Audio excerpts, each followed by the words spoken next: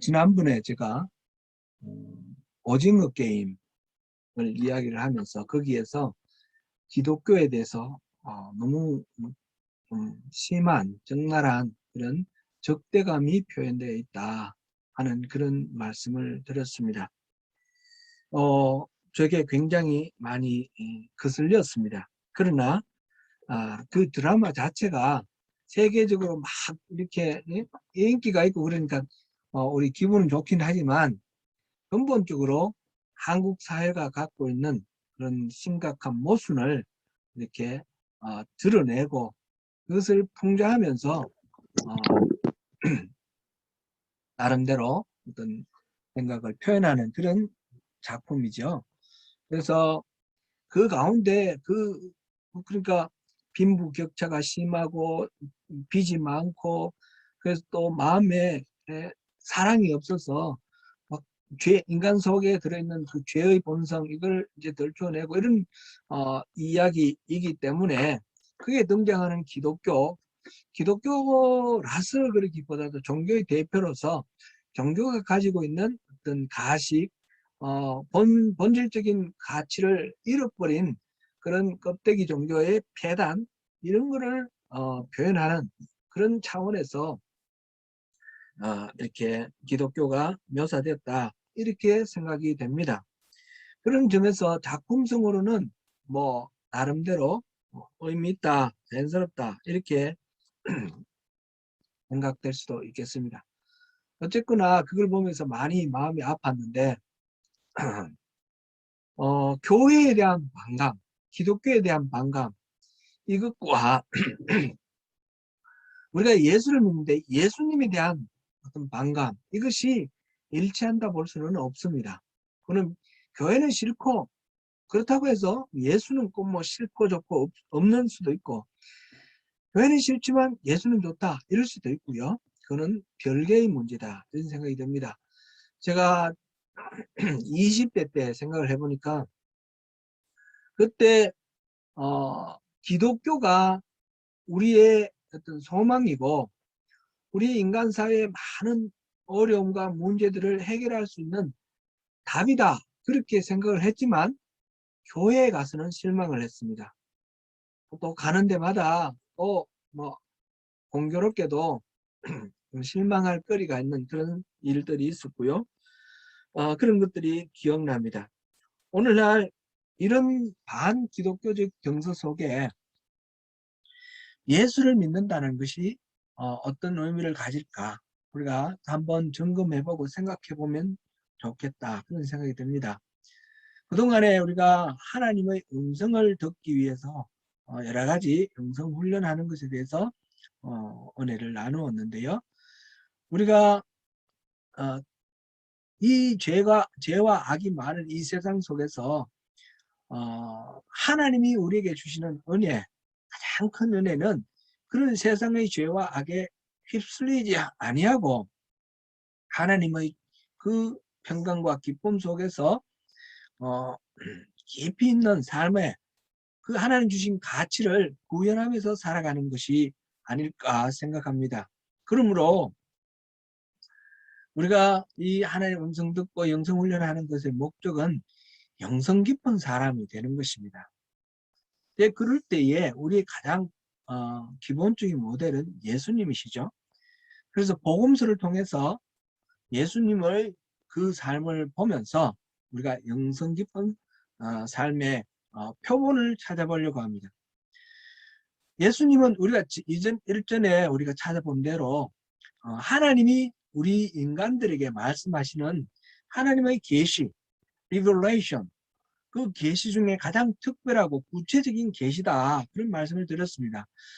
자연이나 뭐 이런 일반 계시도 있지만 특별 계시로 예수 그리스도를 이 땅에 보내주셨다 그랬습니다. 그러므로 예수님의 생애를 바라보는 것은 바로 하나님의 우리를 향하신 메시지 그것을 알아내는 것과 같은 차원의 일이 됩니다. 그러므로 우리가 이제 복음서를 통해서 하나님이 어떤 메시지를 우리에게 주셨는지 그것을 한번 살펴보겠습니다. 오늘은 그 첫 번째로 마태복음 1장 1절부터 17절까지 예수님의 족보에 대해서 제가 살펴보려고 합니다. 오늘 1장 1절에 보니까 아브라함과 다윗의 세계다 그랬습니다.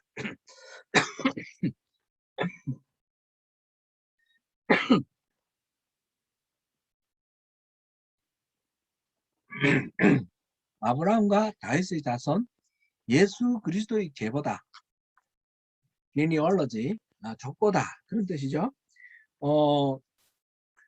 예수님이 활동을 하시기 전에 세례 요한이라는 사람이 활동을 했습니다. 그는 이사야 선지자의 예언처럼 광야에서 외치는 자의 소리라 그렇게 자신을 자리매김했고 예수님이 오시는 길을 평탄하게 하는 그런 사람이다라고 말을 했습니다. 그가 그 세례 요한이 사람들에게 전파한 메시지의 핵심 맨 처음 그것이 표현된 것이 마태복음 3장 2장인데 회개하라 천국이 가까이 왔다. Repent for the kingdom of heaven has come near. 이렇게 말을 했습니다. 나중에 예수님께서 세례 요한으로부터 세례를 받으시고 마귀에게 또 시험을 받으시고 그러고 난 후에 공생애를 시작하시는데 예수님의 첫 마디 공생애의 말씀이 회개하라 천국이 가까이 왔느니라 이 말씀입니다. Repent for the kingdom of heaven has come near. 이 세례 요한의 메시지와 예수님의 메시지가 일치합니다. 예수님이 오셔서 하신 사역은 바로 이 선포에 연결이 되어 있습니다. 예수님은 천국, the kingdom of heaven, 천국이 가까이 왔다라는 것을 선포를 하셨고 이 천국을 이 땅 위에 세우시는 그것이 예수님 사역 전체의 핵심 내용이다 이렇게 말할 수 있습니다. 그 예수님이 나중에 십자가를 지시고 이제 죽으셨는데 그 십자가에 죄패가 있어요. 죄패에 유대인의 왕 예수 이렇게 적혀 있었습니다. This is Jesus, the King of the Jews. 이렇게 적혀 있었습니다. 예수님은 왕으로 오셨고 왕으로 죽으셨으며 왕으로 부활하셨고 왕으로 하나님 보좌 우편에 앉으셨습니다. 그래서 예수님의 족보는 왕의 족보입니다. 예수님이 왕이라고 해서 이 땅의 일반적인 나라의 왕들처럼 영토와 백성을 거느리고 그렇게 통치하신 왕은 아닙니다. 예수님은 다른 왕이었습니다. 유대인을 직접 다스린 것도 아니었고요. 유대인의 왕 예수 이런 죄패가 있었지만 그런 건 아니었죠. 예수님은 천국의 왕이었습니다. The kingdom of heaven. 다른 복음서에서는 하나님 나라라고 했습니다. The kingdom of God. The kingdom of heaven. The kingdom of God의 왕으로서 이 땅에 오셨습니다. 예수님은 인간의 타락으로 인해서 하나님의 통치를 거부한 이 땅을 다시 하나님의 통치로 회복시키시는 그런 사명을 가지고 인간의 몸을 입고 이 땅에 오셨고 그것을 이 땅에 실현하셨던 것입니다. 예수님의 족보를 왕의 족보라 이렇게 제가 제목을 단 이유가 거기에 있고 예수님의 족보 속에 그 비밀이 중요한 비밀이 담겨 있는 것입니다. 예수님의 족보를 소개를 하면서 아브라함과 다윗의 자손 예수 그리스도의 계보다 이렇게 했을 때 곧 아브라함의 계보이고 또 다윗의 계보이다 이런 의미가 되는 것입니다. 아브라함의 자손으로 오신 예수님 아브라함의 계보라는 것은 그 속에서 어떤 의미를 우리가 발견할 수 있을까요? 예수님은 그 족보의 출발점을 아브라함으로부터 시작합니다. 누가복음에서는 그슬로 올라가서 아담까지 올라가지만 마태복음에서는 아브라함에서부터 이렇게 시작되는데, 그 이유는 아브라함이 하나님께서 이 땅 위에 한 사람을 선택하시고 그를 통해서 많은 자손을 주시고 민족을 이루시고 땅을 주시고 그리고 나라를 건설하셔서 이 땅에 있는 모든 민족, 모든 백성들을 하나님의 품으로 회복하는 그 일을 위해서 아브라함을 선택하셨기 때문입니다. 그래서 아브라함을 통해서 난 그 자손들, 그 백성들을 하나님은 하나님 나라의 백성으로 삼으셨습니다. 그래서 선민, 이 유대인들은 선민, 선택된 민족 이렇게 말을 하죠. 예수님의 족보를 아브라함의 자손이라고 계보라고 부르는 이유는 바로 예수님이 등장하신 그 사건이 하나님께서 이 세상의 모든 민족을 구원하기 위한 그 구원 계획의 일환으로 이루어졌던 일이라는 의미입니다.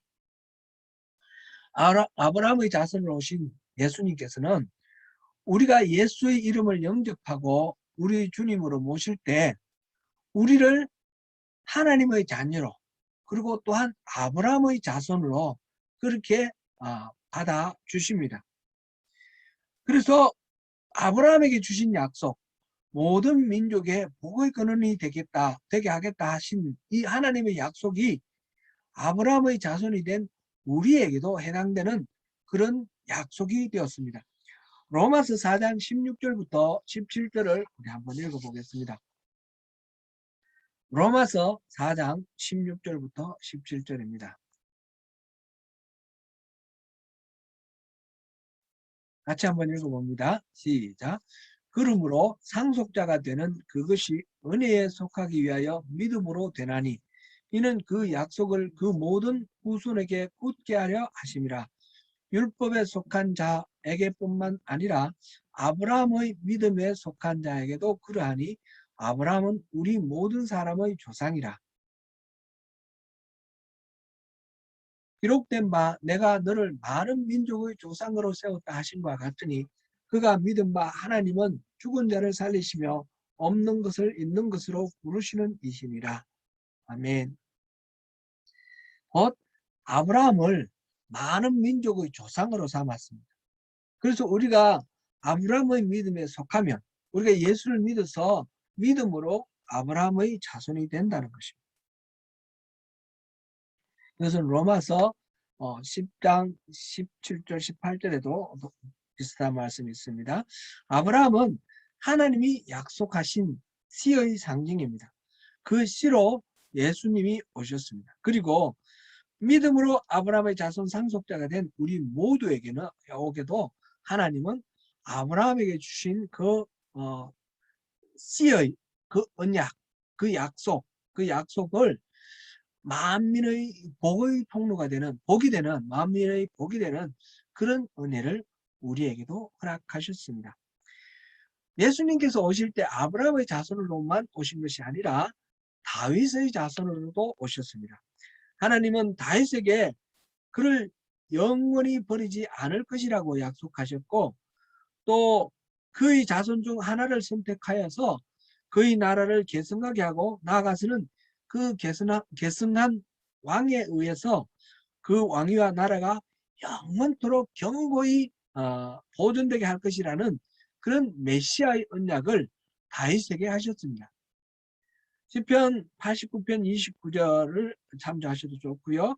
사무엘하 7장 12절에서 16절을 보시겠습니다. 사무엘하 7장 12절에서 16절 같이 한번 읽어봅니다. 내 수완이 차서 내 조상들과 함께 누울 때에 내가 내 몸에서 날 내 씨를 내 뒤에 세워 그의 나라를 견고하게 하리라. 그는 내 이름을 위하여 집을 건축할 것이요 나는 그의 나라 왕위를 영원히 견고하게 하리라.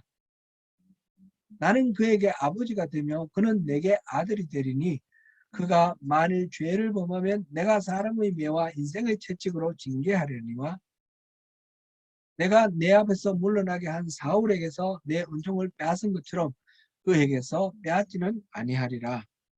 아멘. 16절 내 집과 내 나라가 내 앞에서 영원히 보존되고 내 왕위가 영원히 경과리라 하셨다 하라. 아멘. 여기서 내 몸에서 날 씨는 1차적으로 솔로몬을 이야기를 했지만 이것은 솔로몬에게 그치는 것이 아니라 메시아의 약속입니다. 예수 그리스도에 연결되는 그런 약속입니다. 한편 이와 더불어서 선지자 이사야는 한 아기의 탄생을 예언을 하셨는데 인간으로서 생각하지 못할 기이한 여러 가지 이름이 있습니다. 기묘자다, 모사다, 전능하신 하나님이다, 영존하시는 아버지, 평강의 왕이다. 이런 다양한 이름을 가진 한 아이가 태어날 것이라고 예언하였습니다. 그런 계속해서 그 아이가 다윗의 위에 앉아서 왕의 자리에 앉아서 말이죠. 그 나라를 굳게 세우고 영원히 공평과 정의로 다스릴 것인데 여호와의 열심히 이를 이룰 것이다 라고 예언하였습니다. 이사야서 9장 6절부터 7절까지 우리 같이 한번 읽어보겠습니다. 이사야서 9장 6절부터 7절입니다. 이는 한 아기가 우리에게 낳고 한 아들을 우리에게 주신 바 되었는데 그의 어깨는 정사를 메었고 그의 이름은 기묘자라 모사라 전능하신 하나님이라 영존하시는 아버지라 평강의 왕이라 할 것임이라. 그 정사와 평강의 다함이 무궁하며 또 다윗의 왕조와 그의 자리에 그의 나라에 군림하여 그 나라를 굳게 세우고 작은 미우로 영원히 정의와 공의로 그것을 보존하실 것이리라. 만군의 여호와의 열심히 이를 이루시리라. 아멘. 이 예언에 따라서 유대인들은 다윗의 자손을 곧 오실 메시아로 더욱 확정하게 되었습니다. 그래서 예수를 메시아라고 인정하고 부를 때에 다윗의 자손이요 이렇게 부르는 것입니다. 사도행전 13장 23절을 같이 한번 보시겠습니다. 하나님이 약속하신 대로 이 사람이 후손에서 이스라엘을 위하여 구주를 세우셨으니 곧 예수라. 아멘. 이 사람의 후손에서 다윗의 후손에서 이스라엘을 위하여 구주를 세웠는데 예수다. 그런 말씀입니다. 예수님은 바로 이러한 하나님의 약속에 따라서 아브라함의 자손으로 오셨고 다윗의 자손으로 오셨습니다. 그리고 이 메시아 예수께서 하나님 나라의 왕이 되셨고 우리를 다 하나님의 자녀로 삼으셨습니다. 그리하여 우리 그리스도인들은 이제 더 이상 옛사람의 본성대로 사는 것이 아니라 예수 그리스도의 성품으로 그렇게 다시 살게 되었습니다. 말하자면 예수님의 DNA를 우리가 받아들이게 되었는데 곧 아브라함의 DNA, 다윗의 DNA가 예수님께 끝난 것이 아니라 우리에게까지 이어져 왔다는 것입니다. 아브라함의 DNA가 뭐였습니까? 씨가 되어서 만민의 복이 되는 것입니다. 다윗의 DNA가 뭡니까? 왕이 되어서 이 세상을 다스리는 것입니다. 우리는 아브라함의 후손을 우리를 통해서 모든 사람들의 복의 근원이 되며 이 세상을 정복하고 다스려서 하나님 나라로 만들 그런 DNA, 아브라함의 DNA와 다윗의 DNA를 받은 그런 존재들입니다. 예수님의 족보를 통해서 우리에게 하나님께서 이 족보를 통해서 깨우쳐 주시고자 하시는 메시지는 그런 것에까지 이른다는 사실을 우리가 확인할 수 있습니다. 이 족보를 보면서 또한 우리가 생각해 볼 것이 이 족보에 누락된 사람들이 있습니다.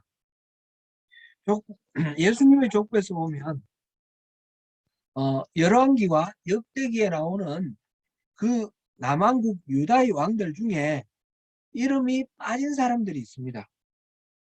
남왕국 유다의 왕 중에 6대 왕 아하시야, 그리고 8대 왕 요아스, 9대 왕 아마샤, 세 왕이 빠졌고 18대 왕 여호야김이 빠졌습니다.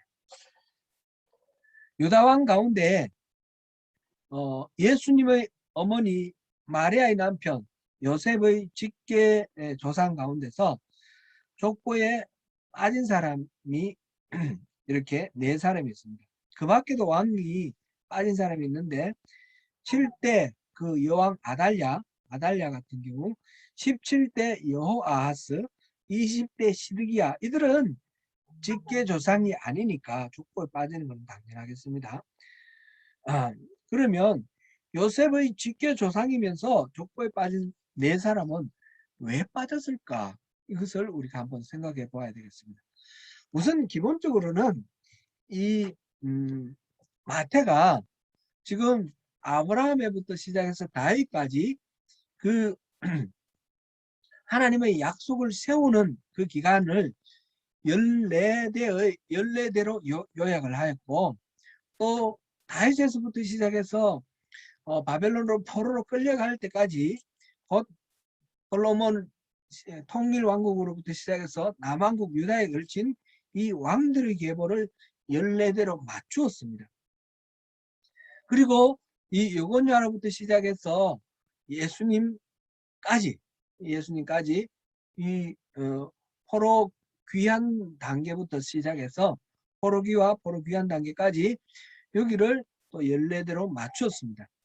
그래서 7이 완전 숫자니까 완전 숫자 7의 2배 14대로 맞추는 그런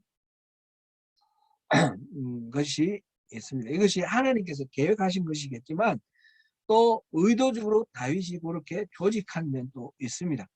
그렇게 14대를 맞추기 위해서 보니까 이 유다왕 중에 숫자 일부를 빼낸 것입니다. 누락을 시켰다, 이렇게 볼 수 있습니다. 이 빼낼 때에 왜 하필이면 이들을 빼냈을까? 이 남왕국 유다만 해도 20명의 왕이 있었고 솔로몬 하면 21명인데 그 중에 직계 조상이 아닌 뭐 아달랴나 여호아하스나 시드기야는 빼더라도 나머지 18명 중에 4명은 빼고 14명을 했거든요. 그리고 이 4명 빠진 사람들의 특징이 뭔가 한번 생각해 볼 필요가 있습니다. 그 아하시아, 6대 왕 아하시아는 북왕국의 이스라엘의 왕이었던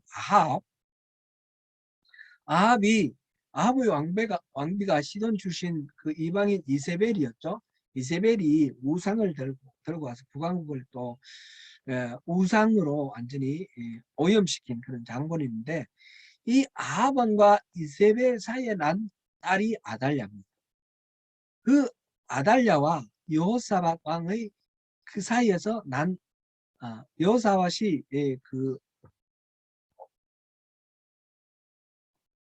병약 결혼을 해가지고 그 아들, 갑자기 이름이 생각이 안 납니다.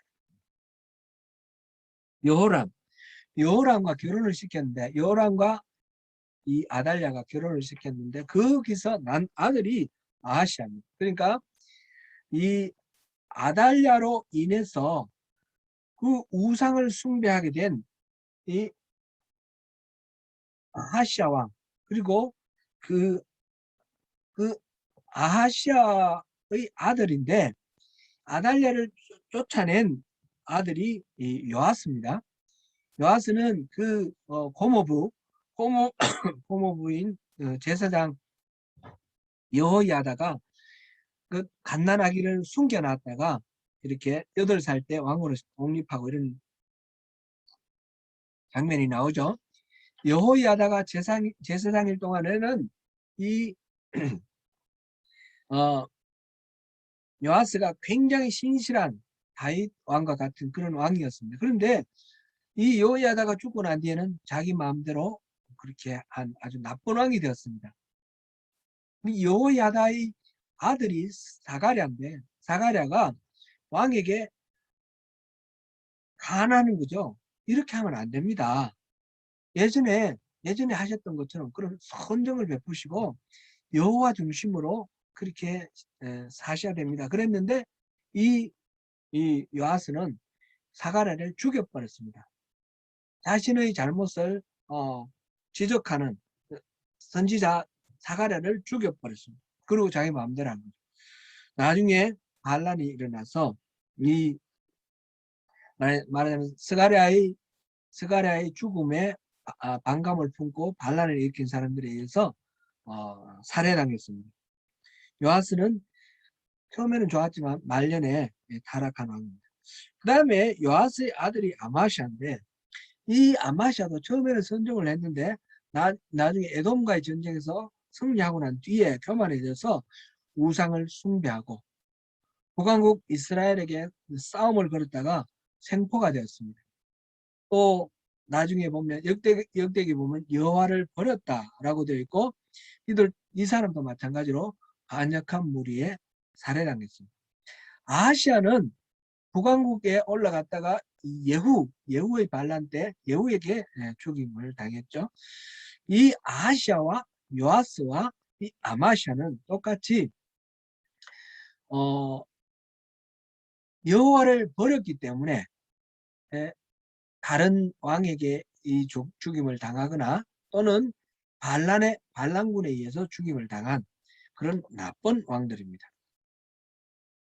또 하나 이름이 빠진 왕이 여호야김 왕인데 여호야김 왕은 여고니아라고 나와있는데 여고니아의 아버지가 여호야김이죠.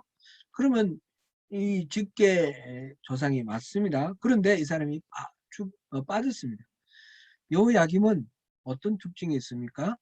요시야 왕이 죽었을 때에 바로 이집트의 바로가 바벨론과 전쟁하기 위해서 올라가는 그 중간에 가로막아 서다가 머깃도에서 요시야 왕이 죽었잖아요. 그 요시야 왕이 죽어서 여호아하스를 왕으로 세웠는데 바로가 전쟁 끝나고 내려가면서 그 여호아하스를 데려가 버리고 이 여호야김을 왕으로 세웠습니다. 그러니까 이집트가 세운 왕이죠. 그래서 바벨론과 계속해서 이렇게 적대적인 그런 자세를 취하기 때문에 나중에 바벨론의 정복을 받아서 BC 605년에 포로가 되어가 바벨론에 끌려갔다가 석방된 그런 사람이 여호야김입니다. 다니엘 같은 사람이 그때 포로로 끌려갔고요. 그런데 이 여호야김이 애속에서 바벨론에 반역하고 나중에 2차 침공을 맞이해서 597년에 예루살렘이 함락당할 때에 백성들에게 말하자면 바벨론의 마음을 누그러뜨리기 위해서 왕을 잡아서 그 바벨론에게 내던지는 그런 희생을 당합니다. 바로 이 여호야김도 앞에서 본 세 왕들처럼 그렇게 백성에게 피살당하는 그런 왕이죠. 여호와를 떠났습니다. 그래서 여고니아의 아버지이지만 이 족보에는 빠져 있습니다. 마태가 이 예수님의 족보를 정리를 할 때 4명을 뽑아낸 누락시킨 이유를 따로 이렇게 말한 것은 없습니다. 그런데 살펴보니 공통된 그런 어떤 특징이 있다라는 것을 보면서 우상을 섬기고 여호와를 떠난 이 4왕이 이 메시아의 계보에서 누락되었다라는 것을 우리가 살펴볼 수 있습니다.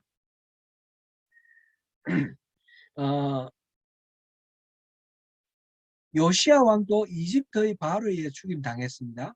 그런데 이 사람은 들어있다. 이거는 이 사람은 여호와를 버리지 않았습니다. 나중에 보면 그 히스기야의 아들 므낫세나 또 그 아들 암몬 같은 경우는 굉장히 타락한 우상 숭배를 했습니다. 그렇지만 그들도 이 계보에서 빠지지 않았습니다. 그 이유는 그들은 하나님께로 돌아와서 회개하고 하나님 여호와를 떠나지 않았기 때문에. 지금 2가지 조건이 있습니다. 하나는 우상 숭배, 여호와를 떠난 것. 하나는 백성들에게 이렇게 죽임을 당한 것. 이 두 가지 조건 중에 한쪽, 둘 다를 충족시키면 여기서 빠졌다. 이렇게 볼 수가 있습니다. 물론 이거는 성경에 설명이 있는 것이 아니고 이렇게 분석해 보니까 그런 공통점이 있다라는 것을 통해서 우리가 나름대로 해석하면서 얻는 메시지입니다. 하나님을 떠나서는 절대로 안 된다는 것입니다. 하나님을 절대로 떠나서는 비록 죄를 짓더라도 하나님께로 돌아와야 된다라는 것, 그것이 중요하다 하는 것입니다. 그 다음에 족보에 누락된 사람에서 우리가 특별한 메시지를 찾을 수도 있고, 또한 족보에 올라간 특별한 사람을 통해서도 우리가 또 하나님의 우리에게 이 족보를 통해 주시는 메시지를 볼 수 있습니다. 예수님의 족보에 통상의 기록과 다르게 눈에 띄는 사람들이 있습니다. 첫 번째로는 4명의 여인들입니다. 다말, 라합, 룻, 바세바, 이 사람들, 이 유대인들의 족보에는 원래 여자들의 이름은 없습니다. 우리 성경에 보면 역대기에도 나오고 여러 군데서 족보가 나오지 않습니까? 족보에 여자가 없거든요. 그런데 여기에는 여자들의 이름이 나와 있습니다. 라합과 룻은 이방 여인입니다. 그리고 다말은 시아버지를 통해서 아들을 낳아 이 메시아의 계보를 이었습니다. 바세바는 남편을 죽이고 불륜을 한 이 솔로몬을 통해서 다윗을 통해서 솔로몬이라는 그 아들을 얻고 이 메시아의 계보를 이었습니다. 4명의 여인들은 전통적이고 보통적인 그런 개념에서는 뭔가 좀 부족한 죄인입니다. 이방인이라거나 불륜이라거나 그렇게 명예롭지 못한 그런 사람들이 메시아의 계보에 올라있다는 것이 특별하다 하는 것을 우리가 생각해 볼 수 있습니다. 왜 그랬을까요? 이걸 통해서 하나님은 인간이 원래 죄인이다. 인간의 역사가 죄로 가득한 역사라는 것을 실증하는 측면이 될 수도 있겠고요. 죄인의 혈통에서 우주가 탄생한 것으로 인해서 죄인에 대한 하나님의 마음, 죄인을 구원하시고자 하시는 하나님의 거룩하신 뜻이 반영되었다. 이렇게 볼 수도 있겠습니다. 유대인과 이방인의 구분도 아니고 남자와 여자의 차별도 불필요합니다.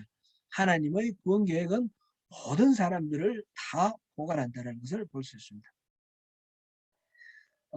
앞에서 족보에서 빠졌던 4명의 왕들과 차이는 이 4명의 왕들은 죄인이라는 점에서는 똑같겠지만 같을 수가 있겠지만 하나님을 이 4명의 왕들은 하나님을 떠난 사람들이었습니다. 이 4명의 여인들은 하나님의 품으로 적극적으로 들어온 룻, 라합 여기에 대별되듯이 다말이나 바세바도 하나님의 품 안에 있었고요. 하나님의 죄인이지만 하나님의 품 안에 있었기 때문에 이들은 배제되지 않았다. 이렇게 생각해 볼 수 있습니다. 유다 왕들 가운데 여호와를 떠난 사례는 또 더 있는데 아하스, 그 다음에 므낫세, 아몬 이런 경우도 그렇습니다. 그럼 메시아의 족보에 들어간다는 것은 아무런 흠이 없었기 때문에 그런 것은 아니고요. 하나님의 전적인 그런 은혜 덕분이다라는 사실을 또 이렇게 살펴볼 수 있겠습니다. 그 다음에 또 우리가 한번 볼 때 특별한 사람이 있는데 여고니아는 요아스와 마찬가지로 불과 100일 동안만 왕의 자리에 있었던 사람입니다. 최근에 우리가 예레미야서를 공부하면서 이 여고니아에 대해서 살펴봤습니다. 예레미야서 24장에는 예레미야가 본 환상이 있습니다. 성전 앞에서 2개의 그 무화과를 담은 광주리가 있었는데 하나는 좋은 무화과를 담았고 하나는 나빠서 먹지 못하는 아주 부패한 그런 무화과가 담겨있는 그런 광주리였습니다.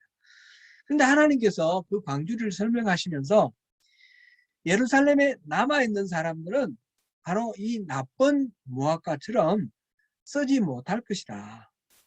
버림받은 무화과다. 그렇게 말씀하셨고, 포로로 끌려가 있는 여고냐와 그 유대 포로민들에게 대해서는 좋은 무화과다. 그리고 그들을 하나님께서 인도하셔서 다시 심고 다시 세우겠다. 그렇게 말씀을 하셨습니다. 그 여고냐가 비록 포로로 끌려가서 감옥에 갇혔고 나중에 37년 동안 감옥 생활을 하고 난 뒤에 석방이 되어서 왕족의 대접을 받는데 그 여고냐를 통해서 스알디엘, 수룹바벨 이렇게 메시아의 계보가 이어진다는 것입니다. 70년 동안 바벨론을 섬기게 하신 것은 하나님의 징계의 수단이고 또한 하나님이 이스라엘을 회복하시고 훈련시키고 준비시키기 위한 그런 기간이었습니다. 그 70년 끌려간 여고니아가 오히려 하나님의 그 계획에 합당하게 쓰임받는 것을 우리가 볼 수 있습니다. 반면에 그때 왕으로 책봉되었던 시드기야는 10년, 10여 년, 11년 동안 그 유다를 다스린 왕이 되었지만 결국은 나라가 망하고 그 다음에 그 자신의 눈앞에서 자식들이 전부 죽임당하는 것을 목격해야 했고 그리고는 눈알이 뽑힌 상태에서 쇠사슬에 묶여 바벨론으로 끌려가서 거기서 죽임을 당했습니다. 겉으로 봤을 때는 시드기야가 훨씬 좋은 그런 위치인 것 같았지만 실제로는 그게 아니었다는 것을 우리가 예레미야 24장을 통해서 살펴보았습니다. 또 예레미야 29장에서 예레미야는 포로로 잡혀가 있는 그 사람들에게 편지를 썼습니다. 하나님께서 말씀해 주시는 그 메시지를 전했는데 그곳에서 집을 짓고 농사를 짓고 시집가고 장가가고 자녀들도 시집 보내고 장가 보내고 그곳에 터잡고 살아라 하는 그런 편지입니다. 이 편지를 통해서 70년이 차면 하나님께서 돌보아 주시겠다는 그 메시지를 분명하게 해주셨는데 여호와의 진정한 속마음은 징계를 통해서 망하게 하는 것이 아니라 그들에게 평강을 주시는 것이고 미래와 희망을 주시는 것이다. 그것이 예레미야 29장 11절의 말씀입니다. 우리가 여러 번 읽어봤지만 다시 한번 예레미야 11장 29절의 말씀을 읽어보겠습니다. 시작. 여호와의 말씀이니라. 너희를 향한 나의 생각을 내가 아나니 평안이요 재앙이 아니니라. 너희의 미래와 희망을 주는 것이니라. 아멘. 발음하기도 어려운 이름이 쭉 나열된 그 족보 속에서 하나님이 우리에게 주시는 메시지가 있었습니다. 사랑하는 성도 여러분, 이 족보를 보여주시는 이유가 예수님의 출생에 관한 정보, 인포메이션을 주는 데에 그치는 것이 아닙니다. 오히려 그보다 그 속에서 하나님이 품고 계시는 그 뜻을 선명하게 보여주시기 위해서 이 족보를 소개하셨습니다. 아브라함의 계보, 다윗의 계보. 아브라함의 계보는 만민의 복의 근원이 되는 씨앗. 이것을 그 한국의 군포인가요? 그 새생명교회라고 있는데 목회자 성경연구원이라는 것을 또 운영을 하시고요. 박승호 목사님이라고 계시는데 그분이 오클랜드 오셔서 또 강의를 하시고 하셨어요. 그분이 오신 게 아니라 목성연에서 왔는데 아무튼 그분이 정리하시기를 마태복음을 정리하시기를 여기서 아브라함의 그 씨앗의 DNA를 sonship이라고 그랬습니다. 아들, 선십이라 했고, 그 다음에 다윗의 계보, 다윗의 자손, 다윗의 DNA를 킹십이라고 했습니다. 예수님께서는 선십, 킹십을 동시에 겸비하여서 이 땅에 오셨고, 그래서 그 구원의 계획을 실현하시면서 하나님 나라의 왕이 되셨습니다. 그리고 그 예수를 믿는 우리에게도 선십, 킹십을 그 DNA를 주셔서 우리가 모든 백성들을 구원하여서 하나님 나라의 백성으로 변화시키고 다스리는 그런 선십과 킹십을 우리에게 주셨다. 그렇게 정리를 하였습니다. 참 의미 있는 그런 정리입니다. 우리에게 선십과 킹십을 주신 하나님의 그 뜻, 그 메시지가 바로 이 예수님의 계보, 이 족보에 담겨 있습니다.